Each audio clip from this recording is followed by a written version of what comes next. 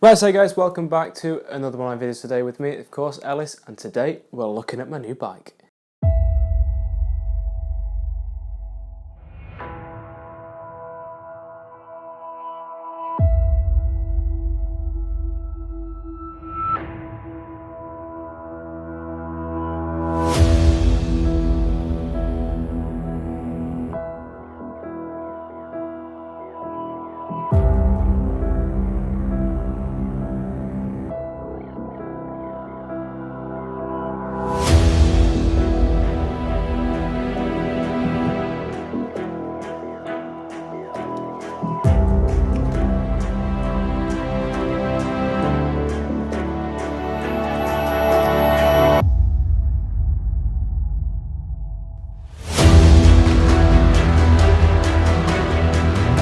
So this is the 2022 Santa Cruz Hightower CC-X01 Axis Reserve build.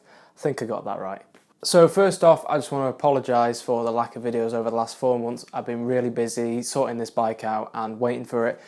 And I've got a couple of videos in the making which should be out in the next couple of weeks. But I do apologise for being a bit quiet over the last 4 months, but I've been super busy. But hopefully I'll be getting back to a more regular upload schedule soon. So let's get into the details of this bike. So let's start off with the frame first. This is the Carbon CC model. It's the extra large size, which for me, being 6 foot, fits absolutely amazing. I went for the melon colour. I thought it looked a bit nicer than this colour right here. This is the gloss carbon, and I thought that just looked a bit boring.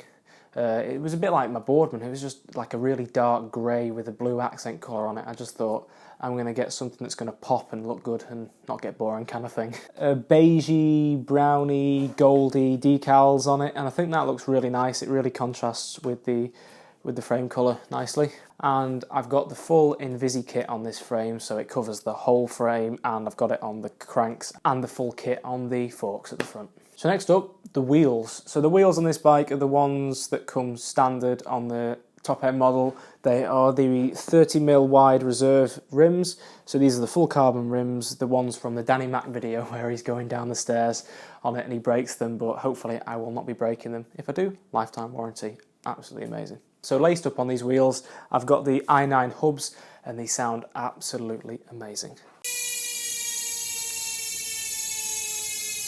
And they've also got instant engagement, so it's like the Pro 4s that I had on the old bike, you could actually move the actual crank before it engaged, but this is like, it's just instant engagement. You move the crank a couple of degrees and it's absolutely amazing. And as you can see, they don't stop. It's so good, they just carry on going. So on both front and rear, we've got the Maxxis Minion DHR2 wide trail tyre. So this is a 2.4 inch tyre, and I found they feel absolutely amazing. I've also got Cushcore in here, thought I'd try it out and probably do a long time review on that pretty soon. They're filled up with Stans fluid. It's the same fluid as I've had in the Boardman for the past couple of years, and I've never ever had to put a tube in my Boardman with the Stans fluid in it, ever, and it's been absolutely amazing. So hopefully they'll hold up on this one. So if we start with the drivetrain down here, on the front we've got the XX1 carbon cranks, and they are through the dub bottom bracket from SRAM. I've gone for the Burtec Mark V pedals in black, which I think look dead stealthy, dead neat and tidy, and they grip really, really well. So moving back, we've got the X01 12-speed chain, just a chain.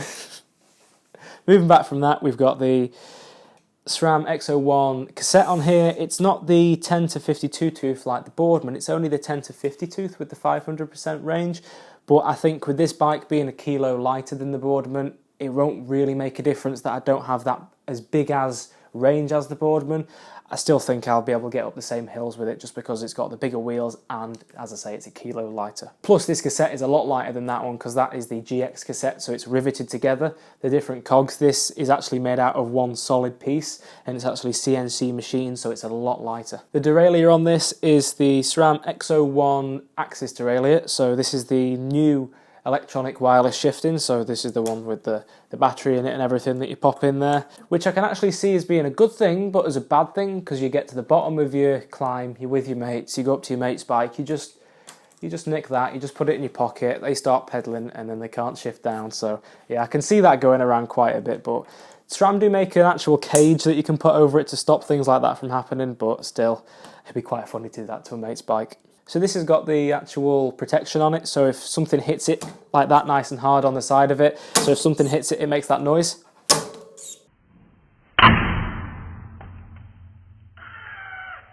And then it moves back. So that's the giveaway clutch. So basically it saves your derailleur hanger and the derailleur. So that's a really good safety feature with it. And it feels absolutely crisp, and it's really easy to index and align the gears as well from the iPhone app. So I've also got on this bike, which was my first big upgrade, the MT7 brakes from Magura. As you know, I've been running the MT5s for about 6-7 months on my Boardman, and I've absolutely loved every minute with them. Dead easy to service, dead easy to bleed, dead user friendly. So I thought I'll keep with the trend. I'll just go with the ones up from the MT5s and go with the MT7s, and hopefully they'll last as long and be just as durable as the MT5s. So the seat post on this bike is the KS11 Integra. These ones come standard on it. It's the 31.6mm wide one, and it's the 170mm drop, which feels absolutely amazing. Probably could go for a 200mm drop on here, to be honest with you, but 170 for the time being is really good. So on top of it is the WTB Silverado saddle, and from the little bits of riding that I've done so far today, just around the close and just a bit off-road, this felt really comfortable and I'm really happy with it. So moving down, we've got the VPP suspension linkage from Santa Cruz. It stands for Virtual Pivot Point.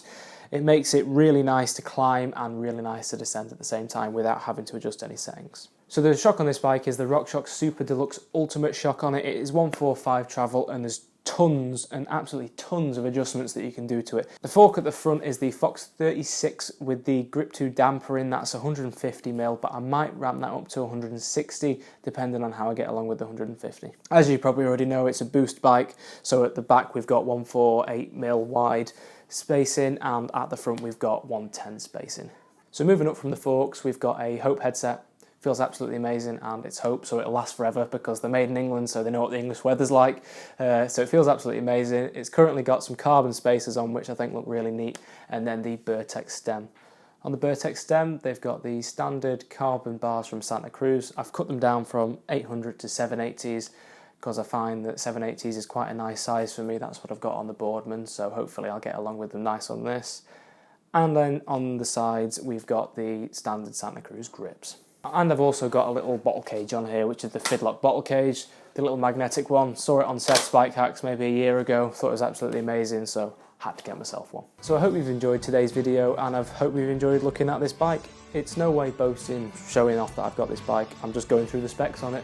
I personally love watching biking videos like this where people go through the specs on their bikes, so I hope you've got some enjoyment out of this video. Remember to like, subscribe, comment, and share this video with your friends. I really appreciate it. So as I say, hope you've enjoyed this video, and I'll catch you guys in the next one.